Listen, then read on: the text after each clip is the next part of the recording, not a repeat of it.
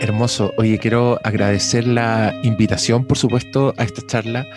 El interés, cuando subí la story anunciando esto, de mucha gente me decía, oh, qué lata, ahora trabajo, oh, qué felicidad voy a ir.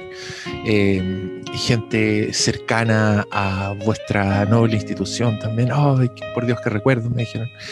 Y me gustó mucho este desafío de tratar de hacer una charla sobre algo, de condensar. Escogimos Arrival por nuestro, la afinidad de la materia de la película con vuestra materia de estudio, que personalmente me parece fascinante. No soy ningún experto, quiero decir, yo me considero más un amante que un experto. Todo esto me gusta mucho la historia del cine, me fascina la historia del cine. Y creo que se pueden hacer muy buenos paralelos entre lo que es el lenguaje cinematográfico y cómo las películas han abordado el lenguaje de alguna u otra manera. Creo que hay unos paralelos muy interesantes. Y creo que Arrival es una película de ciencia ficción buenísima, entre paréntesis. Eso no está en discusión. Película muy recomendada. Si no la han visto, por favor, véanla. Si ya la vieron, están en el lugar correcto. Probablemente spoileré Arrival, pero no tengo mucha noción del spoiler de Arrival a estas alturas. Creo que ya todos saben los grandes secretos de Arrival. Así que nos lanzaremos a conversar partiendo desde el principio. Yo creo que esta sea una conversación así de grande. Esta es una charla más o menos breve, pero me pondré ambicioso, así que partiremos desde el principio, año 1895, cuando los hermanos Lumière, unos fotógrafos franceses, inventan por fin el cinematógrafo, una forma de registrar la realidad sin ninguna ambición, sin ninguna aspiración. Estos señores eran documentalistas, querían dejar registros del movimiento, era lo que más les llamaba la atención, y salen con su primera, esta es conocida como la primera película, es legendaria también, tiene mucho de mito entre medio. Dicen que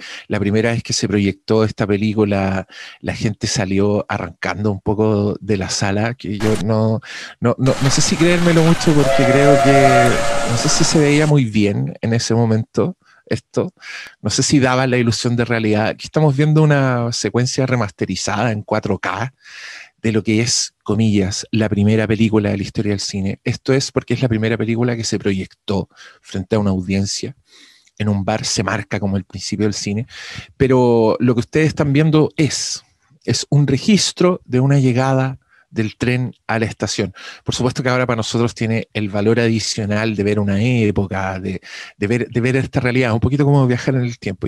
Mi alma anciana y todavía encantada con este medio, le sigue encontrando poesía a esto, lo encuentro muy emocionante ver esto de otra época. Creo que los Lumière ni siquiera imaginaron las posibilidades que tenía su invento, pero de ahí nos saltamos un poquito en el tiempo, porque esto que ellos inventan como registro, que no le ven ni una posibilidad, empieza a pasar por un montón de otras mentes y empieza a evolucionar.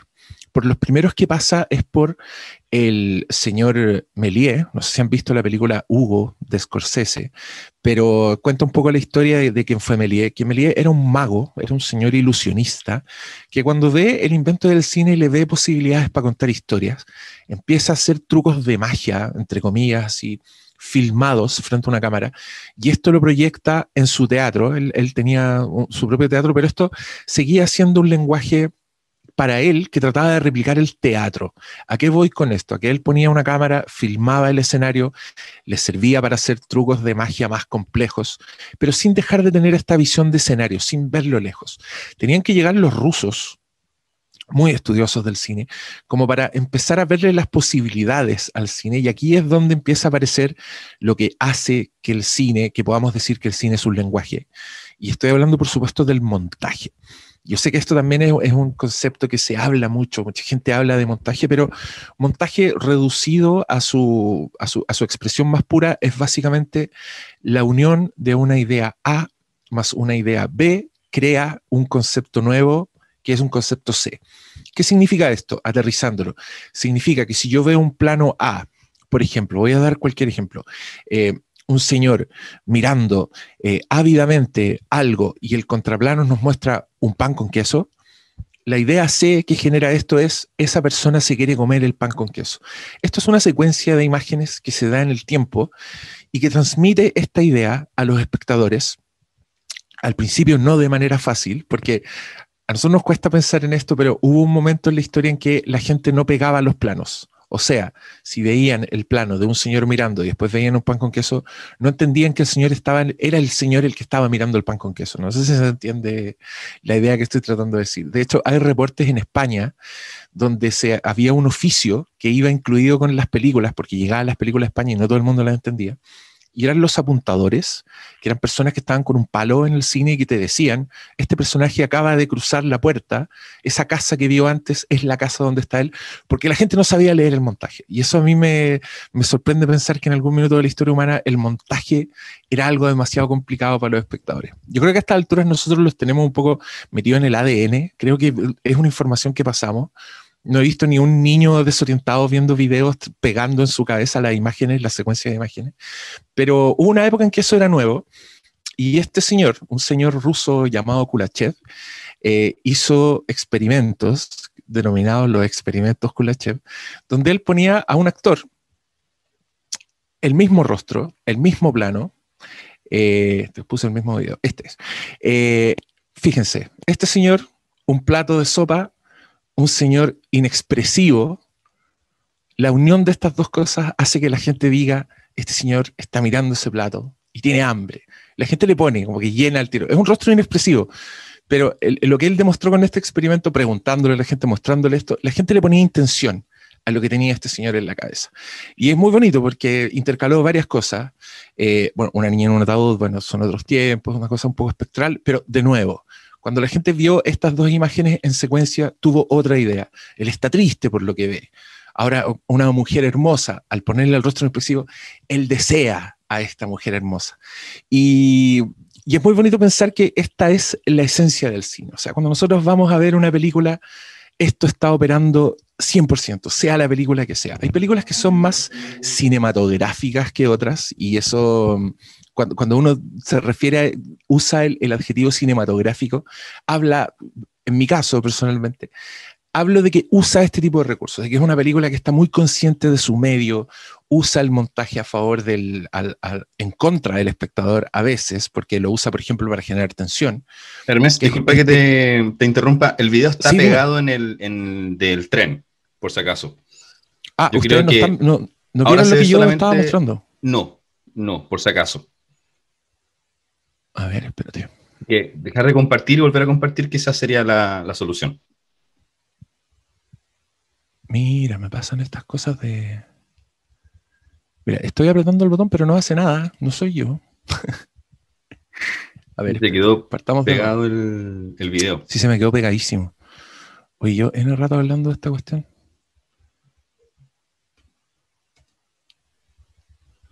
Ya sabéis qué, lo voy a empezar de nuevo. Voy a compartir de nuevo porque Sí, creo que mejor. perdí, se me quedó pegado el... Ya, Ahí sí, perfecto. ya. Les muestro de nuevo el efecto Kuleshov. Señor inexpresivo, ya saben lo que viene. Plato de comida, señor inexpresivo, genera la idea de que este señor se quiere tomar la sopa.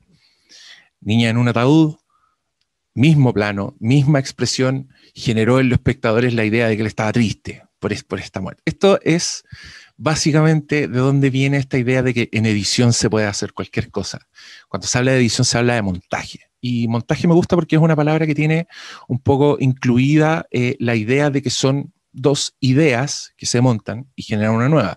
Y acá les quiero mostrar uno de los grandes ejemplos de esto, que es la película Tiempos Modernos. Esto pasa muy rápido, así que véanlo, pero Charles Chaplin, esto ya en los 30, fíjense lo joven que es el cine, o sea, no tiene ni 40 años y ya se están haciendo este tipo de cosas que son profundamente expresivas y que son exclusivas del cine. Porque esto se puede replicar en un cómic usted puede poner dos imágenes y uno lo ve en secuencia, pero no es lo mismo.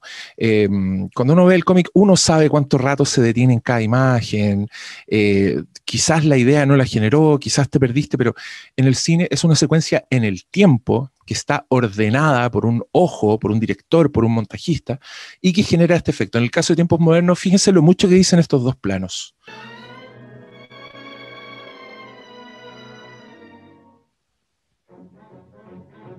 rebaño de ovejas versus trabajadores entrando a una planta.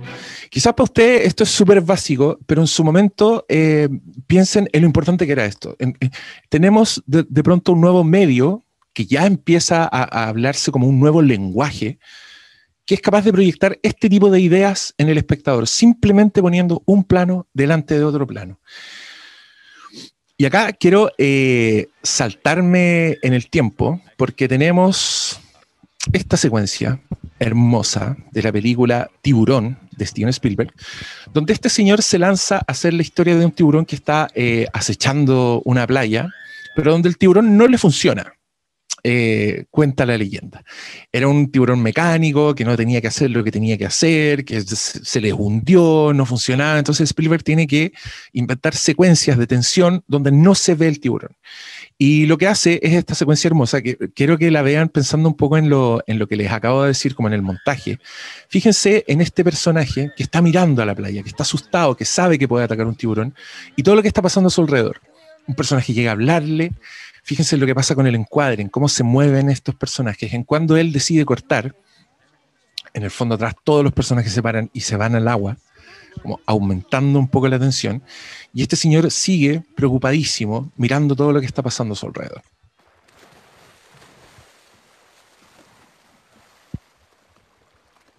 Ahora, en este momento del cine está todo, ya el espectador está educado, todos sabemos, no hay ningún espectador que no esté pegando estos planos, no hay ningún espectador que piense que este señor está en otra playa, por ejemplo, que está en otro tiempo, porque ya entendemos que el lenguaje cinematográfico funciona así, es secuencial, es lineal, siempre te da un punto de referencia para que sepas que un personaje está mirando otra cosa. Y estos son el tipo de cosas que tiene que manejar un buen director de cine, un buen narrador audiovisual. También cuando uno es crítico de cine, cuando uno dice esta película no funciona, generalmente también se encuentra frente a directores que no manejan este tipo de cosas, que no usan el lenguaje en contra del espectador, que no saben generar tensiones. Y fíjense cómo estamos acá operando con un personaje que no vemos. Acabamos de ver un perro que desapareció y esto le da permiso al director para cortar al plano subacuático, que de nuevo nosotros estamos muy acostumbrados a ver películas, pero que nosotros en nuestras cabezas entendemos que se trata del tiburón. Además que esto está siendo acompañado por un soundtrack increíble de John Williams. Y cortamos de nuevo al plano general donde nosotros, ese plano es lo que ve alguien que está en la playa. Aquí Spielberg no nos premia con un primer plano de ese pobre niño que está siendo comido por el tiburón. Mantiene la disciplina de mostrarte a este señor. Hace este zoom con un efecto donde altera el fondo para hablarte del estado de conciencia de este personaje. En Tiburón estamos ante una película donde ya el lenguaje cinematográfico está lo suficientemente pulido, lo suficientemente evolucionado, como para que nosotros podamos leer, podamos interpretar. Y siendo un buen director Spielberg, todo está arraigado en lo que le pasa a los personajes, en lo que está tratando de contar la historia. Aquí ya estamos en un punto de la historia del cine donde el cine es eminentemente narrativo, donde se usa para contar historias.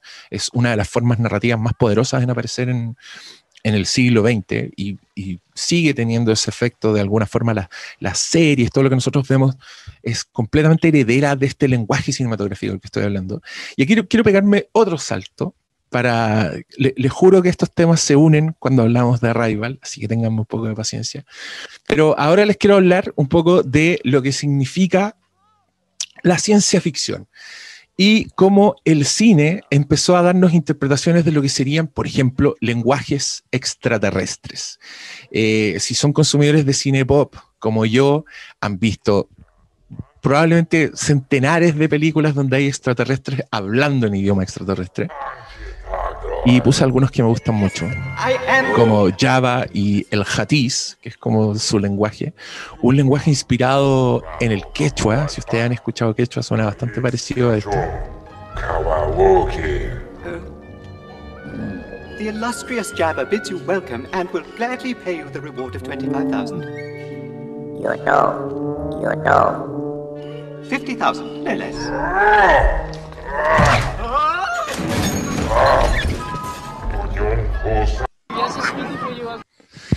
Y que en esta secuencia de Regreso del Jedi vemos yo creo que hay tres posibles interpretaciones de un lenguaje alienígena en pantalla. Uno es basarse un poco en un lenguaje existente, que es el quechua. El otro es el efecto sonoro abiertamente, que es lo que hace Chewbacca, el Wookiee, que es diseño sonoro más que lenguaje, como que nos están tratando de ubicar segmentos sonoros repetitivos. Y también está District 9, que es otra película de ciencia ficción bastante recomendable, donde ellos hacen una mezcla de ambos, donde el lenguaje de estos extraterrestres que se conocen como prawns en la película es una mezcla de palabras del afrikaans con diseño sonoro, con ruidos, con percusiones y con sonidos de lenguajes africanos, todo mezclado en esta joyita sonora que yo creo que a nosotros nos suena alienígena, nos suena extraterrestre. Voy a dejar que lo escuchen un poco. We require your scroll on this eviction notification. Yes, it's eviction notice. Put your scroll on the bottom there. You see, there's your name at the top. Y después de esto me quiero saltar ahora definitivamente a Arrival, que no sé si la han visto, pero es una película que se trata de una llegada bastante realista de unas naves alienígenas y del intento de los terrícolas por comunicarse con estos extraterrestres. Los personajes de la película recurren al personaje de Amy Adams, que es una traductora reputadísima que ha logrado traducir cosas que nadie más, y vemos una progresión de cómo ella logra romper la barrera idiomática con los extraterrestres, cómo recurre, primero lo que ella dice, lo primero que necesito es interacción personal, es medir las reacciones de lo que yo estoy haciendo, es ver cómo entendemos. Es muy didáctica porque le tiene que explicar al personaje de Forest Whitaker todo lo que está haciendo. ¿Cómo le voy a hacer una pregunta tan compleja como cuál es su propósito en la Tierra si ni siquiera sabemos las ideas que ellos tienen? Me gusta porque el viaje de Arrival es un poco un viaje para el espectador, es un poco hacerle un cursillo de lo que significa traducir, de lo que es el lenguaje. Y llegamos a un punto en la película en que descubrimos que la gran gracia, que esta película se trata de lo que los extraterrestres quieren hacer es quieren darnos un arma, que ellos reflexionan, el arma también puede ser una herramienta, que creo que es un poco un relato moral, me gusta, es una ciencia ficción optimista, que llama un poco a la unificación, que para ellos el futuro es básicamente una convivencia pacífica gracias a esta intromisión extraterrestre, pero que tiene el efecto secundario, entre comillas, de reordenar la manera en que los humanos pensamos, es reordenar un poco nuestra cabeza, porque ellos parten por el concepto de que el lenguaje define un poco el mundo, pero no solo eso, sino que la forma en que pensamos, que es una hipótesis que los lingüistas seguramente la conocen mejor que yo, pero que te habla de una reestructuración de la forma en que piensa el personaje de la Amy Adams. Y lo bello de la película es que usa justamente este lenguaje cinematográfico que ha evolucionado todo este tiempo, todas estas décadas, todos estos siglos ya a estas alturas, y lo usa en nuestra contra. Porque nosotros, ¿cómo leemos un plano, por ejemplo, de una niña que se está muriendo de cáncer entre medio de la vida cotidiana? Eso para nosotros es un flashback. Décadas de ver películas nos ha dicho que cuando intercalas algo, tal como en el efecto Kulachev que les mostré, interpretas algo en una línea del presente, insertas un plano de otra situación sumado a la expresión de Amy Adams, nosotros le damos automáticamente el significado de flashback. Nosotros decimos, esto es algo que a ella le pasó. Creemos que se trata de un personaje, estos personajes solitarios, que tienen un drama pasado, que entran, lo descartamos rápidamente, creemos que es parte del background de este personaje. Pero lo que le está pasando a este personaje es que a medida que va aprendiendo el lenguaje extraterrestre, el tiempo está dejando de ser lineal para ella. Y que usen un lenguaje que ha sido lineal, que funciona en secuencia, que funciona en el tiempo durante décadas y lo subvierten, y la sorpresa, el giro de la película, el plot twist, que generalmente está en la trama, está en lo que dicen los personajes, en Arrival está en la forma, porque te das cuenta de que lo que tú has interpretado como flashback toda la película es realmente un flash forward, son cosas que no han pasado. Es un personaje que es un viajero en el tiempo, y el que se use el lenguaje cinematográfico para esto a mí me produce mucho placer. y quiero mostrarles una secuencia que deja un poco en claro esta característica que tiene Arrival, esta virtud, si me preguntan a mí, porque es una secuencia de sueño que justamente nombra esta hipótesis que les estoy nombrando. Pero miren, veamos esta secuencia. Es una secuencia de sueño, pero que tiene información importante. Y que el sueño también ha sido bastante histórico en la historia del cine. Fíjense esos planos. Una niña enferma, una niña agonizando. Ella. La primera vez que vemos esta película, nosotros interpretamos esa expresión que ella tiene en el presente, en este paisaje, como tristeza, como un recuerdo, como desolación. Pero lo que ella está viviendo es sorpresa. Ella no entiende por qué está viendo estas cosas, pero nosotros todavía no lo sabemos. El efecto Kulachev usado en nuestra contra lo interpretamos como flashback completamente. Creemos que es parte de su historia, pero es parte de su futuro. Y el que esta película desordene, haga estas secuencias temporales desordenadas, que las haga cíclicas, como dicta su trama, usando el lenguaje cinematográfico, para mí la transforma en una película superior, donde la forma está completamente casada con el fondo. Yeah. You know, I was doing some reading about this idea that if you immerse yourself into a foreign language, that you can actually rewire your brain. The Sapir-Whorf hypothesis. La hipótesis de Sapir-Whorf que les mencioné. It's the theory that the language you speak determines how you think and. Yeah, it affects how you see everything. It was. I'm curious. Are you dreaming in their language?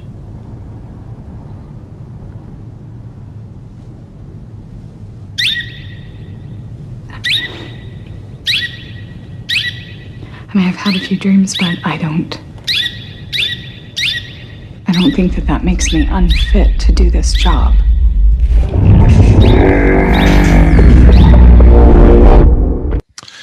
Como toda secuencia de sueño termina con una imagen bien terrible justo antes de despertar. Otra convención del lenguaje cinematográfico a esta altura. Si el lenguaje es convención, yo creo que el lenguaje cinematográfico definitivamente calza dentro de esa definición, pero también le podemos hacer caso a esos estudiosos que han dicho, por ejemplo, que el primer cineasta en imaginar cómo mostrar un sueño en pantalla fue un genio, y todos los demás fueron usuarios, no más, porque se colgaron de esta cosa que queda un poco fija en nosotros, pero que podemos ver un poco la evolución. Si ustedes ven una película antigua, por ejemplo, no sé, de los años 50, los flashbacks están súper marcados.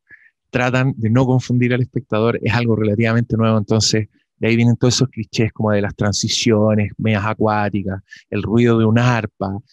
Hoy día no es necesario hacer eso, hoy día basta con, en este caso, mostrarte una escena terrible, una escena medio surrealista donde hay un personaje que no debería estar, y si el plano siguiente es alguien despertando, automáticamente tu cerebro te lo kulacheviza y tú lees eso como un sueño.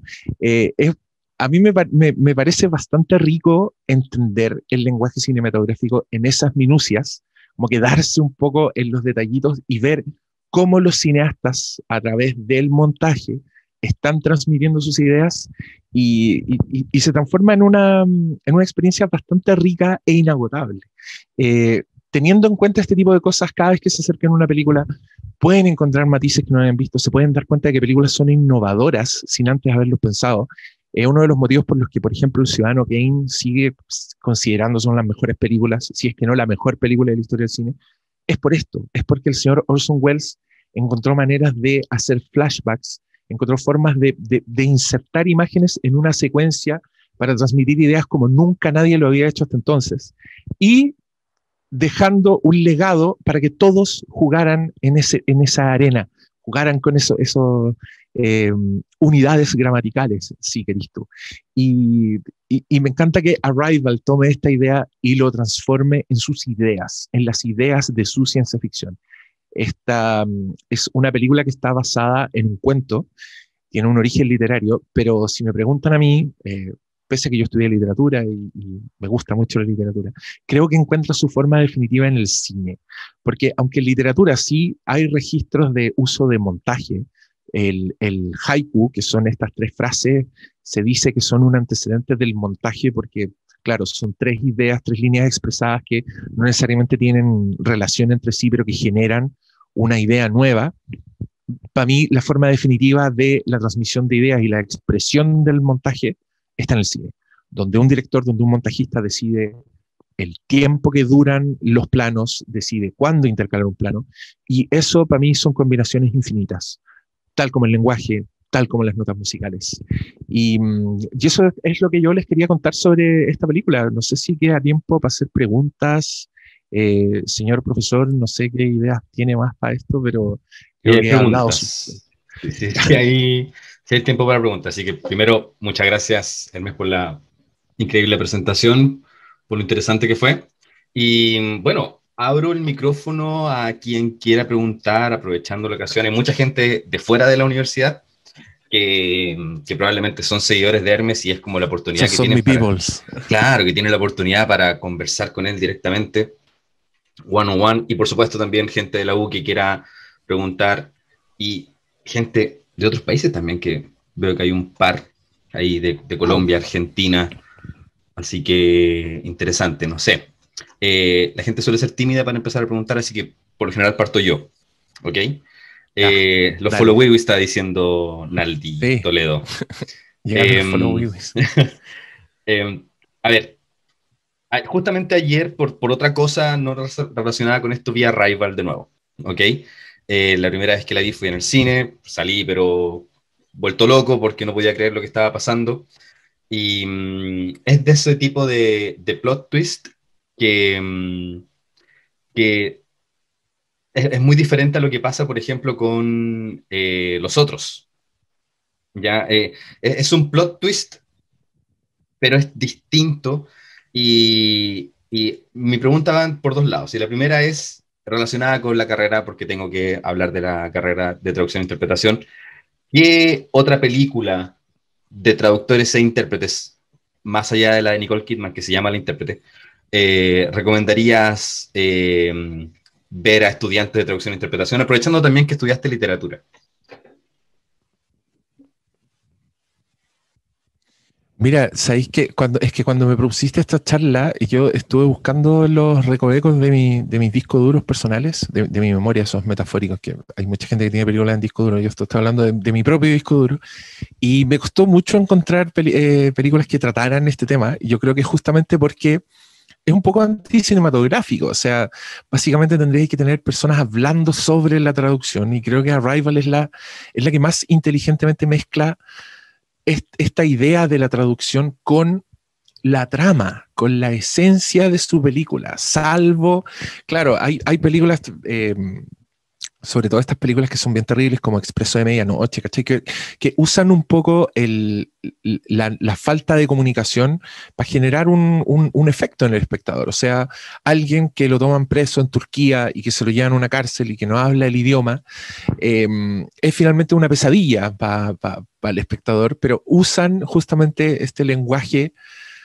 extraño, comillas. Aquí también vienen como de estas visiones ya en un mundo globalizado, ya te empiezan a sonar racistas, ¿cachai? Porque mostráis a la gente mala hablando en jerigonzas, básicamente, comillas, para generar este efecto para desorientarte y todo.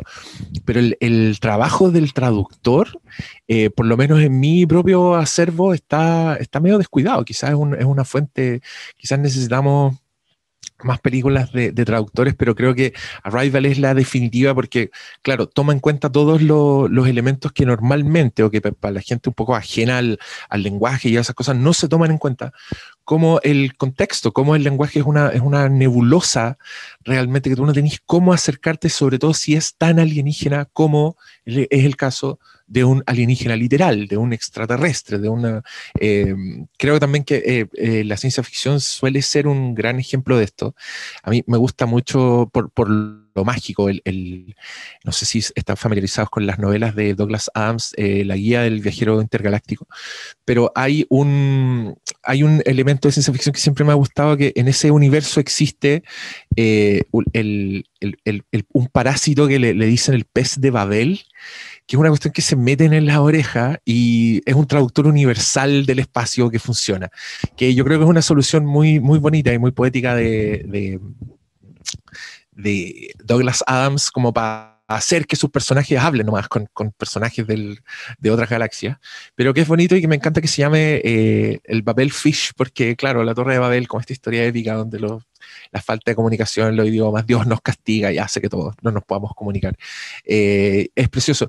Y alguien acá en el chat nombra encuentros cercanos del tercer tipo, y absolutamente, pero claro, ellos van un paso más allá y llegan un poco a la conclusión de que es imposible comunicarse con los extraterrestres, entonces buscan la forma de hacerlo con música, con notas musicales que logran ser expresivos, pero que curiosamente también funcionan en una secuencia.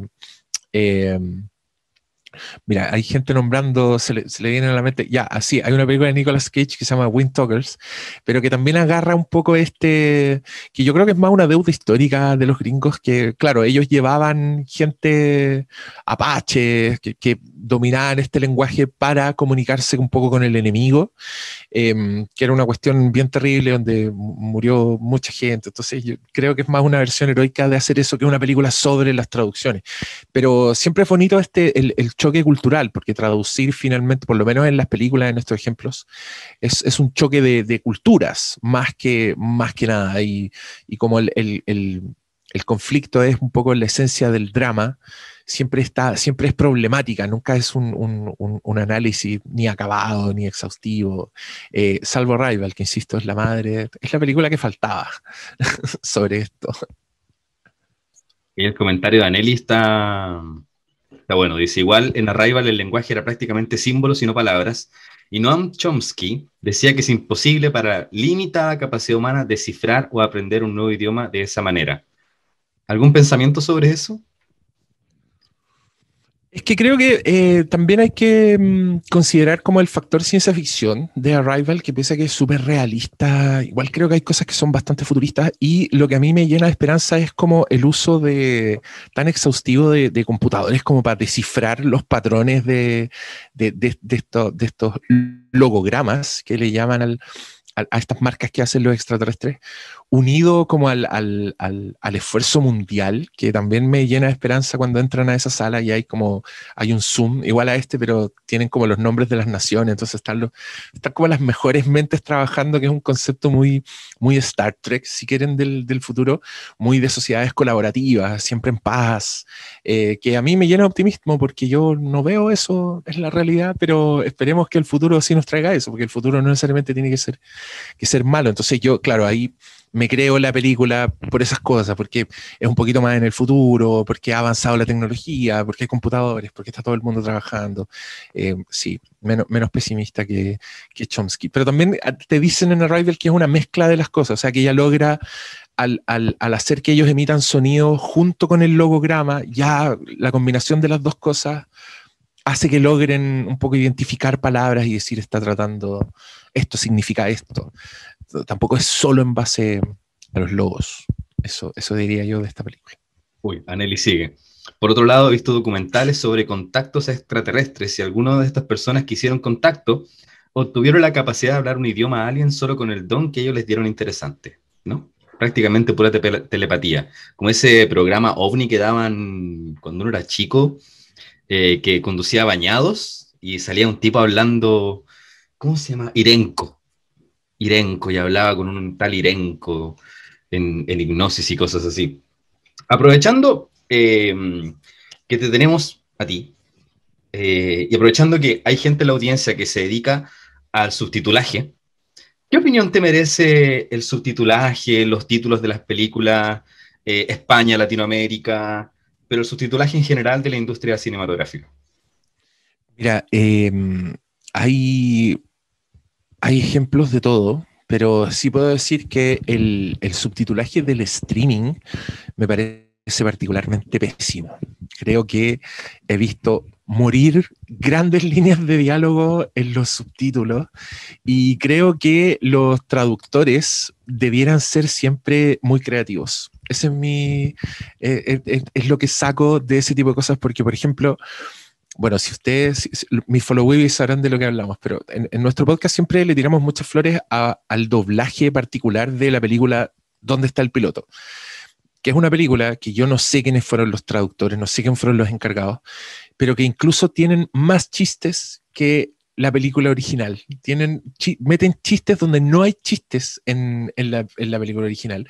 Sacrifican completamente el significado porque saben que una traducción literal no tendría ningún sentido, no tendría el efecto humorístico. Entonces se pusieron creativos, y traducir comedia también creo que debe ser una de las traducciones más difíciles imaginables. Tenéis que ser un poco comediante para traducir comedia. Y creo que es mucho mejor cuando optan por mantener el efecto de una escena, de un diálogo, que ser literales y traducir palabra por palabra. Hay algunos chistes que son súper difíciles de traducir. Los traductores de Los Simpsons son muy creativos también. Generalmente uno se da cuenta porque reemplazan, no sé, cuando en un capítulo de Los Simpsons nombran a Don Francisco, uno dice, ¿de verdad habrán nombrado a Don Francisco en el original? Y escucháis el original y no, pues hablaron de una celebridad gringa al nivel de Don Francisco, encontraron el equivalente para que él tuviera el mismo efecto, sin ser literales. Y como las películas son dramas, yo creo que exceden un poco el significado, entonces me gusta mucho más que sean creativos. Yo lo perdono, claro, yo hablo inglés, entiendo inglés, pero no tiene ningún sentido enojarme porque no conservaron un chiste que es imposible de entender, sobre todo cuando hablamos de productos que van a la televisión abierta, como es el caso del doblaje, donde hay una capa extra expresiva que se le agrega no solo en la traducción. Pero los subtítulos creo que es terreno peligroso, porque no sé si ustedes supieron, pero hubo una época en que la distribuidora Fox estaba muy preocupada porque las comedias, que eran muy taquilleras en Estados Unidos, no replicaban su éxito en Latinoamérica.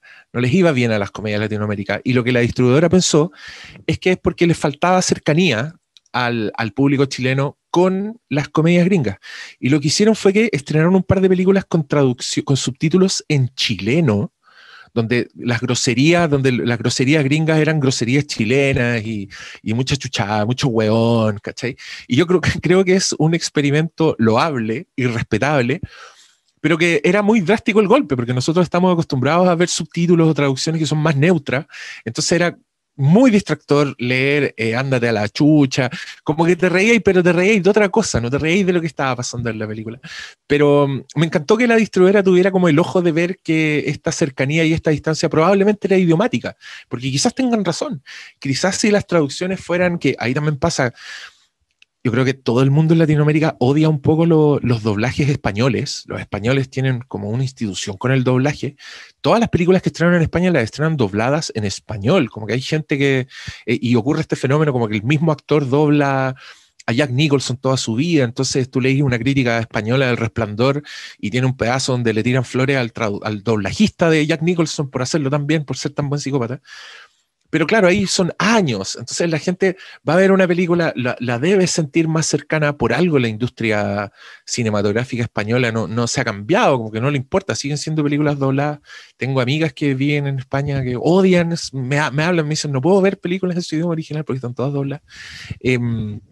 Pero es curioso eso, a mí es un fenómeno bien interesante. Mi consejo es que se pongan creativos, es que creo que el énfasis debiera estar en el énfasis de la escena más que en la traducción literal, porque ahí te encontráis con varias cosas terribles. Y en el caso de las traducciones para doblaje, también me he dado cuenta que consideran mucho los labios de lo que están haciendo.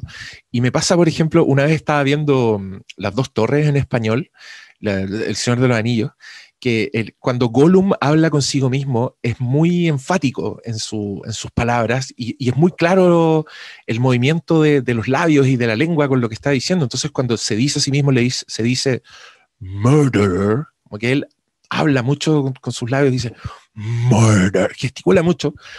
Y los traductores se encontraron con ese problema. Si nosotros decimos asesino, eso no tiene nada que ver con lo que está diciendo. Y en el doblaje él dice mataste a alguien. Y creo que funciona perfecto, porque es el énfasis que necesita la escena. Está la M de murder con mataste a alguien, como que pasa muy colado. Y el efecto es el mismo. O sea, el efecto es acusarte de un crimen terrible que ninguno de los personajes conoce en ese momento de la historia. Entonces, bien ahí esos traductores, bien ahí esos doblajistas. Aunque uno después, claro, en superficie, como el espectador casual se enoja y dice, ay, ¿por qué lo cambiaron si ahí le decía asesino? Porque quizás tenían otras cosas en cuenta y yo creo que los traductores debían tener otras cosas en cuenta para doblar y traducir. películas. Sí, de hecho, el caso que nombraste del subtitulaje al chileno, lo tuvimos dando una charla hace un par de años Mira. acá, que es el César de QLS. Él hizo ese doblaje. Ya, sí. Y claro, él contaba que muchos puristas del doblaje y del inglés se enojaron porque en cosas tan sencillas como que si James Franco decía yes, levantando los brazos, ellos lo subtitularon como buena, en vez de ponerle sí. Entonces al final queda mucho a la interpretación del traductor que quiere hacer esto y la intención final que tiene el actor en este caso, que tiene el guión. Que es lo que pregunta Carlos López ahí en el chat, ¿cierto? Si debiésemos ser más fieles al audio, porque a veces nos alejamos demasiado de lo que se está hablando. Y parece que depende, y nunca todo el mundo va a quedar contento. Lo más fácil sería hacerlo literal, y se perdería mucho de la película, en comparación a si lo hacemos demasiado creativo, que la gente se enojaría porque no es fiel. Entonces, quizá encontrar algún balance por ahí. Natalia dice, los subtítulos en las plataformas de streaming son muy precarios. Muchas veces cambia la idea completa de lo que se dice. Claro, y Anneli Sí, también hace referencia a lo literal. Yo no sé en qué incidirá. Si tengo que especular, creo que el trabajo de doblaje, de traducción que va en los subtítulos, creo que debe ser algo que se hace muy, muy rápido, que necesitan hacerlo muy rápido. Y creo que lo deben hacer en base a textos. Deben tener transcripciones de lo que está pasando y deben traducir. Entonces, les debe faltar contexto, les debe faltar intención, pero hay algunos desconcertantes. Hay algunos de Prime Video que parecen hechos con traductores automatizados, porque no tienen ningún sentido. Y yo he parado películas porque estoy con gente que no habla inglés y digo, no, esto es una... es una aberración inaceptable. Mejor verla doblada, que también para mucha gente es criminal como en esta época, pero yo soy muy defensor del doblaje. Creo que es una disciplina muy noble. Y creo que eso también cambió un poco cuando tuve hija, porque claro, cuando tenéis cabros chicos como que tenéis que ver todo en español, entonces empezáis a ver ciertos matices y empezáis a ver un poco el arte de eso y ya llegáis a ver cosas que abiertamente son mejores dobladas que en inglés. Ejemplo de esto, Los Jóvenes Titanes en Acción. Si a ustedes les gustan los superhéroes, les gusta reírse y están dispuestos a ver animación que básicamente es para adultos. Yo creo que Teen Titans es hecha para adultos, es hecha para niños y para stoners y para marihuaneros. Eso es indiscutible, así que se van a reír mucho viendo esa serie. Y creo que el doblaje es superior, tanto por las voces como por los chistes que meten, porque también es una serie con mucho humor, mucho juego de palabras, entonces los traductores están obligados a ser increíblemente creativos. Y ahí hay harto talento en eso. Muy bien. Oye, me encanta que esto se haya ido como por el cinematográfico. Terminamos hablando del doblaje. Está bien, estamos acá, estamos en traducción e interpretación. Gente, última oportunidad. Pregunta, comentario a Diego, a.k.a. Hermes. Aprovechen. Bueno, lo dijimos todo. Una gran conversación que estuvo nos muy dejó claro. Dudas. Nada, ninguna. Fueron más que nada comentarios. No, Hermes, yo más que nada de nuevo agradecerte. Me encanta que Rival recibiera ayuda de lingüistas reales. Sí, se asesoraron mucho con lingüistas. Sí, se nota. Para hacerlo. Igual que hablando de lenguaje, para la literatura en este caso, que fue llevado al cine después, tenemos el caso del Señor del Anillo y todo lo que hizo Tolkien generando las lenguas que generó, que son lenguas reales que él mismo inventó. Así que, bueno, gente, los voy a invitar a algo que solemos hacer. Esta es la última charla de las 10 que hicimos. Volver a agradecer a Hermes. Los voy a invitar a todos a prender la camarita para sacarse una foto con Hermes. Ahora que ya no lo pueden ver en los estrenos en el cine ni nada por el estilo, es su oportunidad de tener una selfie con él. Aprovechen. Ahora es cuando. Alcancé a ver tu cintillo de unicornio, Daniela. Estaba muy bonito, no sé por qué lo sacaste. Muy bien. Oh, mucha gente. Ya, vamos a sacar. Voy a sacar 3 fotitos a la cuenta de 3. A ver, 1, 2, 3. Fotito. Eso, muy bien, gente. Perfecto. Y nos vamos a ir a las pestañas de más atrás porque hay mucha gente. Demasiada gente. Pero. Buenísimo. Eso, gente. Sí, mucho rating, así que felices de haber contado contigo, Hermes. Pensamos que era un buen broche de oro tenerte a ti hablando sobre, bueno, Arrival finalmente, que es la película que nos trajo acá, y también sobre el lenguaje, sobre cine, y finalmente, mira, sobre subtítulos y doblaje. Así que le agradezco a todos por estar acá, de nuevo, muchas gracias, y nos veremos en alguna próxima oportunidad. Muchas gracias, Hermes, te pasaste. Felicitaciones a los intérpretes también. Gracias a ustedes por escuchar, y sigan viendo películas y viéndolas a fondo, porque es una experiencia muy enriquecedora para sus almas. Adiós. Súper, genial, que estén bien. Chao, chao.